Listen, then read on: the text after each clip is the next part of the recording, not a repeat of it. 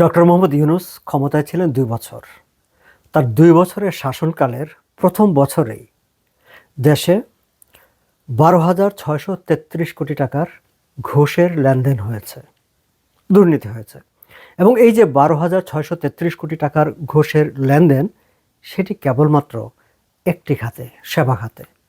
অর্থাৎ নাগরিকরা রাষ্ট্রের বিভিন্ন প্রতিষ্ঠান থেকে যখন সেবা নিতে গেছে, সেই সেবা পাবার জন্য তাদেরকে সরকারের কর্মকর্তাদের, সরকারের প্রতিনিধিদেরকে ঘুষ দিতে হয়েছে।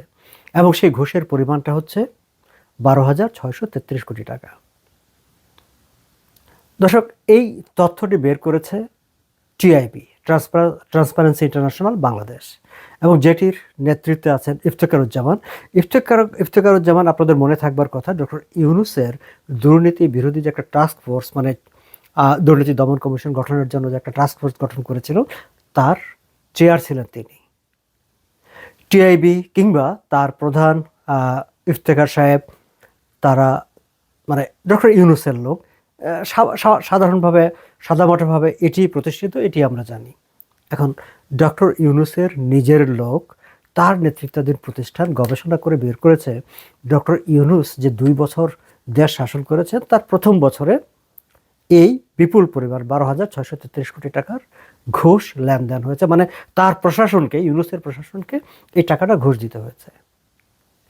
দ্বিতীয় বছরে কি পরিমাণ লেনদেন হয়েছে, কতটা বেড়েছে, কতটা সর্বগ্রাসী হয়েছে দুর্নীতি, তার তথ্য পাওয়ার জন্য হয়তো আমাদেরকে আরও ১ বছর অপেক্ষা করতে হবে। টিআইবির পরবর্তী রিপোর্টে হয়তো আমরা পাবো। কিন্তু দর্শক, এই যে তথ্যটি কি বিশ্বাসযোগ্য মনে হচ্ছে আপনাদের? সত্যি বলছি, আমি কিন্তু বিশ্বাস করতে পারিনি। আমার কাছে মনে হয়েছে না, টিআইবি ডক্টর ইউনূসের বিরুদ্ধে খামাখা বদনাম করছে। আমার তাই কিন্তু মনে হয়েছে।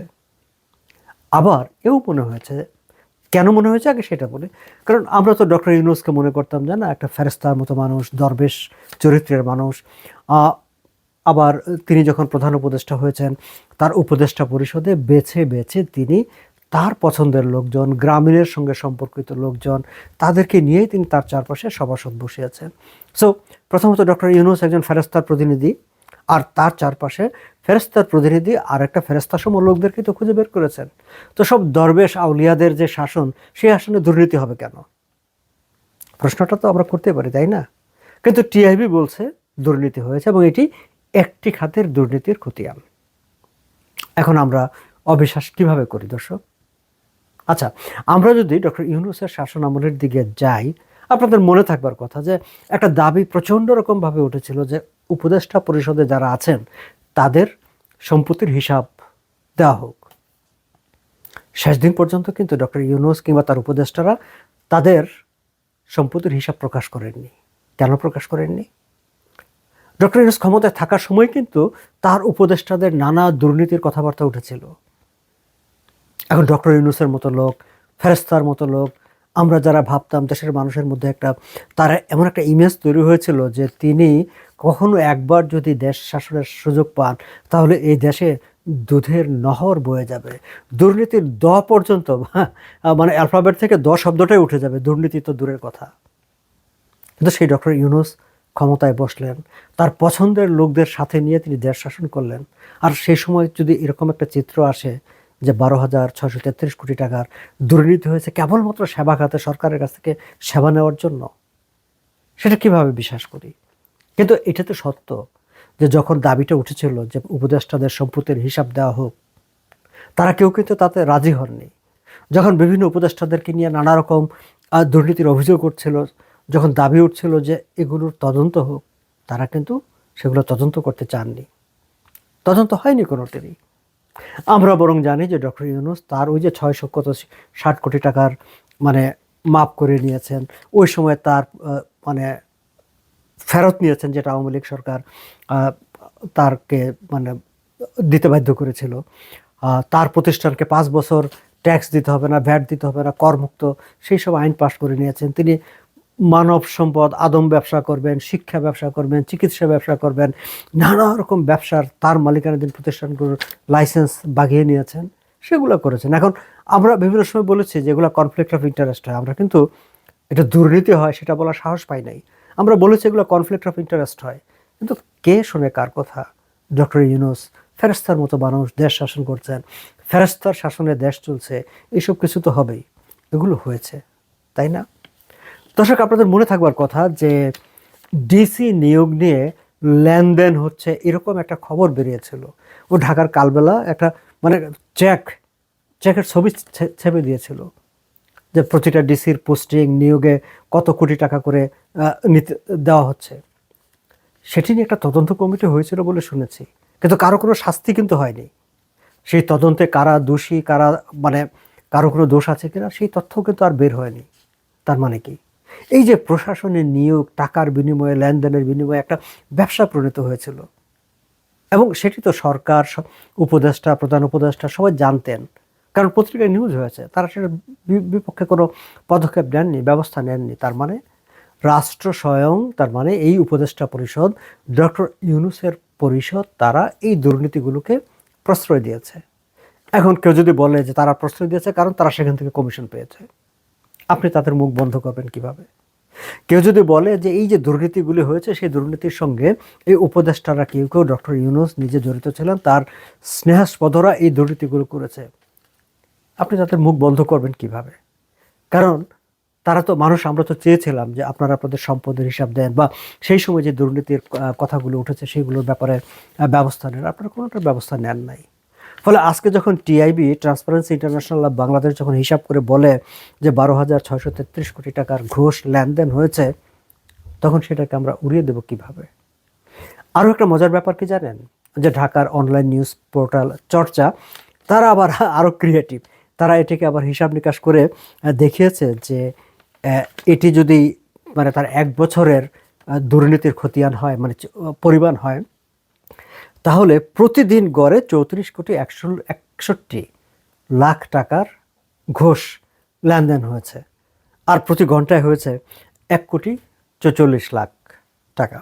আবার আরেকটি বা পত্রিকা কিংবা পোর্টালের একটা ফটো কার্ডে দেখলাম, তারা প্রতি মিনিটে কত লাখ বা কত হাজার ঘুষ লেনদেন হয়েছে তারও হিসাব বের করেছে। এখন বুঝেন অবস্থা, ডক্টর ইউনূসের শাসনে কোন জায়গায় গিয়েছিল দেশের অবস্থাটা। আরেকটা কথা বলি দর্শক, এর সঙ্গে আপনারা মিলাতে পারেন, নাও মিলাতে পারেন। গত কয়েকদিন আগে আরও একটি খবর বেরিয়েছে যে সুইস ব্যাংকে বাংলাদেশিদের গচ্ছিত আমানতের পরিমাণ প্রায় 41% বেড়েছে। সেটি নিয়েও অনেক কথাবার্তা হয়েছে যে ঠিক আছে, আগে না হয় আওয়ামী লীগের শাসন আমলে আমরা বলতাম যে আওয়ামী লীগের লোকজন সব টাকা পাচার করে সুইস ব্যাংকে নিয়ে টাকা রেখেছে।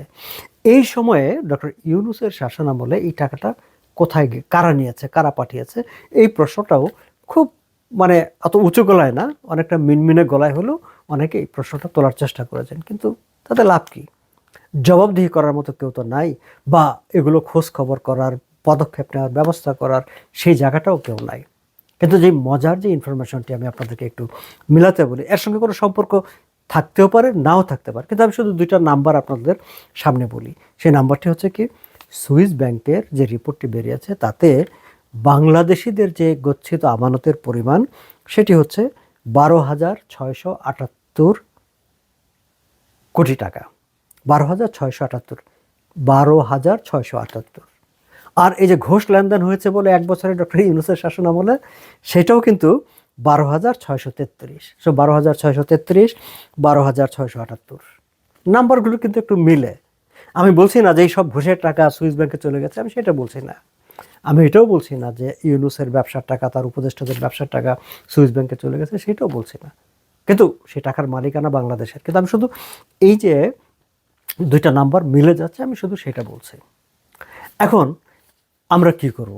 আমরা কি বিশ্বাস করব আর চুপ করে বসে থাকব? ডক্টর ইউনূসের মতো দরবেশ প্রকৃতির লোক, এত ভালো একটা মানুষ, নোবেল বিজয়ী, তার বিরুদ্ধে এরকম একটা দুর্নীতির অভিযোগ থাকবে, এরকম একটা কলঙ্কের মানে তিল তার শাসনের কপালে বসিয়ে দেওয়া হবে, সেটা কি ঠিক? তাহলে কি করতে হবে? আমার মনে হয় ডক্টর ইউনূসের ক্ষমতা শেষ হওয়ার পরপর একটা দাবি উঠেছিল যে ইন্টারিয়াম গভর্নমেন্টের কার্যক্রমের উপর একটি শ্বেতপত্র প্রকাশ করা হোক। আমি মনে করি সেটি হচ্ছে ডক্টর ইউনূসের চরিত্র ঠিকঠাক যে আছে সেটি প্রমাণ করার জন্য এই শ্বেতপত্রটা দরকার। যে ইন্টারিয়াম গভর্নমেন্টের সময় দুর্নীতি হয়েছে হয় নাই, অনিয়ম হয়েছে হয় নাই, এক্স্যাক্টলি কী ঘটেছে, বা এই যে দুর্নীতির অভিযোগগুলো উঠছে, সামনে আরও উঠবে, এই জায়গাগুলোতে ডক্টর ইউনূসের তার উপদেষ্টাদের ভূমিকা কী ছিল, সম্পৃক্ততা কতটুকু ছিল, এই ব্যাপারে একটা থোরো একটা ইনভেস্টিগেশন হওয়া দরকার আছে, একটা শ্বেতপত্র প্রকাশ হওয়া দরকার আছে।